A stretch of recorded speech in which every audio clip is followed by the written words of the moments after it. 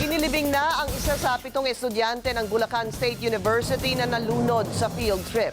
Nasagip pa niya ang 2 estudyante bago binawian ng buhay. Live mula sa Obando, Bulacan, nagpapatrol si Jasmine Romero. Jasmine.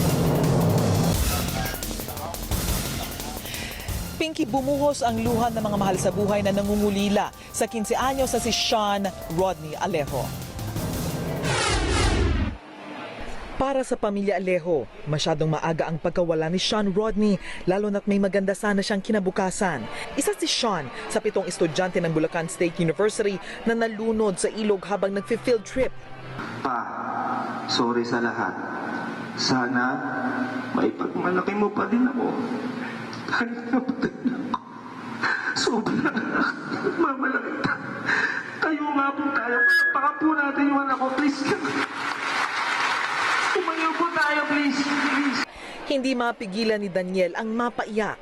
Isa siya sa mga nailigtas ni Sean bago ito nalunod. Pinilit niyang makalabas ng ospital para pumunta sa libing ng kaeskwela. Hinihina po niya yung kamay ko, tapos inaabot niya po dun sa tuwing. Mahal naman namin siya.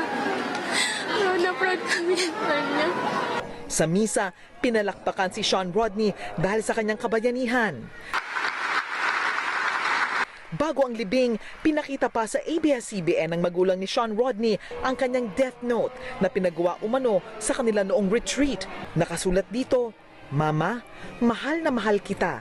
Salamat sa lahat ng ginawa at sakripisyo mo. Mga kapatid ko, alagaan ninyo sila mama at papa ha. At papa, sorry sa lahat. Sana maipagmalaki mo po ako kahit na patay na ako."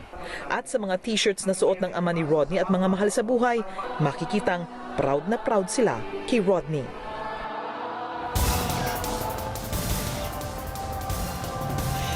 Pinky, bago inilibing itong si Sean Rodney ay kinantahan pa ng kanyang mga mahal sa buhay ito ng happy birthday dahil sa susunod sanang buwan ay ang kanyang 16th birthday. Balik sa inyo.